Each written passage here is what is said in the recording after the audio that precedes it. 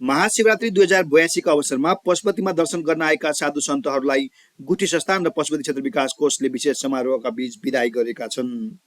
यस वर्ष करिब 4000 साधु सन्तहरूको उपस्थिति रहेको अनुमान गरिएको छ, जसमा 2200 जना नागाबाबाहरू र अन्य 2000 साधु सन्त रहेका थिए।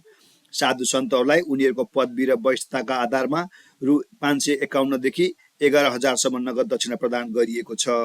गुठी संस्थानले दक्षिणाका लागि करिब 22,50,000 वितरण गरेको छ भने पशुपति क्षेत्र विकास कोषले थप 50% रकम थप गरेर झन्डै 11,25,000 प्रदान गरेको छ।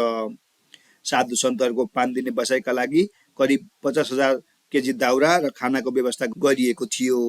साथै कमण्डलु, राडी, रुद्राक्षको माला, फलफुल र अन्य 21 प्रकारका धार्मिक सामग्रीहरू उपहार स्वरूप प्रदान गरिएको थियो।